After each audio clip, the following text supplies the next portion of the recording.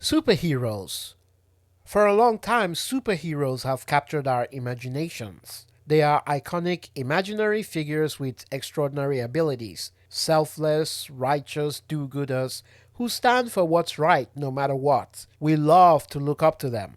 Sure, they might wrestle with their own sense of morality from time to time, but whenever they do something wrong, it's always something or someone else's fault. As a result, they always seem pure, moral, good. But what if superheroes actually existed in the real world? A comic book writer, Garth Ennis, known for his hatred of superheroes, ironic, I know, well, he tried to bring this idea to life.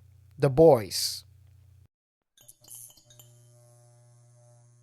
I won't be going into the comics, just focusing on the show, which heavily deviated from the books. So, what would a world with superhumans actually look like? One word: real bad. Okay, that was more than one word, but the point is collateral damage, destruction of property, power imbalance, which leads to lack of accountability, which also undermines the justice system. Political tension over unilateral actions are just the tip of the iceberg. And if these are considered the lesser problems, then consider how apocalyptic things would actually be. Because you see, underneath the silly, colorful suits lies a deep, dark nightmare you could never wake up from. These superheroes would still be human beings. You know what the problem with the metahuman is? The human part. And have you met human beings?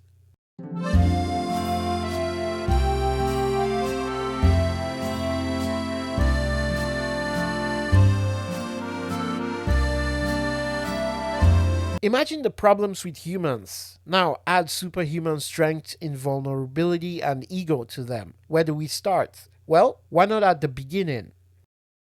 When A-Train destroys Huey's girlfriend, what was that about? Addiction.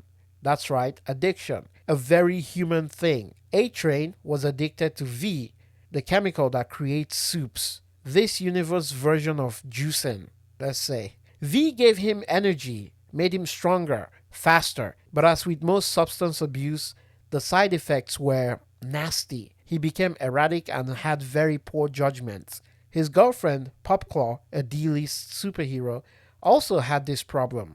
While hopped on V, she accidentally crushes her landlord's face. These two superhumans ended the lives of people because of their addiction. And let's be clear, they aren't actually bad people. Well, at least compared to the others.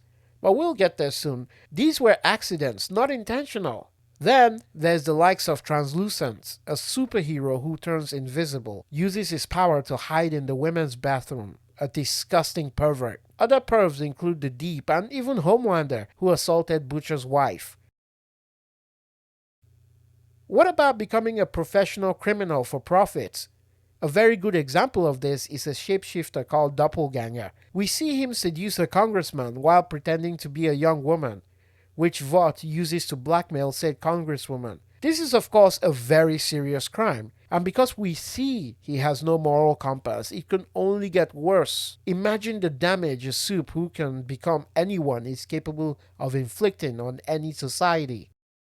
She could walk into this office and order a nuclear strike if she was in the mood. Well, we don't have to imagine too long because another shapeshifter was appointed to eliminate the newly elected president, taking the form of Annie, Starlight. This one is an actual professional in these types of crime. Then there are sociopaths and psychopaths who can't be bothered to think about morality. They are simply used as blunt weapons aimed at victims for whatever reason, financial, political, or otherwise. We have enormous egos and god complexes. Sister Sage, for example, the smartest person in the world, is absolutely awful. When you're smarter or stronger than any other human alive, it becomes easy to devalue humanity. You see people as playthings. Sage uses Homelander as a tool to test her ability to remake the world into whatever she wants. Homelander himself doesn't even realize he's just a tool. He, of course, thinks she's his friend by the end of season 4. After she succeeded in destroying the US government, he asks her why she would help him, despite him treating her like garbage. She responds, To see if I could. "To see if I could." Extraordinary. In other words, Sage was just bored, and now she's succeeded in smashing America's democracy. Her next target is, of course, the rest of humanity. Besides the criminal behavior of these so-called superheroes, there's another serious problem. We live in a world where everything is monetized. Can you imagine how much social media engagement a real-life Superman or Wonder Woman would get? Engagement that would then be turned into brand deals, from food and energy drinks, to movies and TV shows, to protection contracts, deciding what cities to protect based on how much money they get. A never-ending sea of ads and products. And with that comes a lot of politics. Politics is, of course, used as a tool to protect all that investment. From pretending to be religious and culture war nonsense to committing even more crimes to cover up other crimes for fear of public backlash, which is about protecting profits in the form of brand image and stock options. It will never end. A never-ending nightmare. And what if all the terrible parts of humanity I just listed was rolled up into one specific individual? An invincible, invulnerable individual. Thanks for watching the video. If you enjoyed it, please click the like button. And if you haven't already, please click subscribe and hit the bell icon for future videos. Thanks.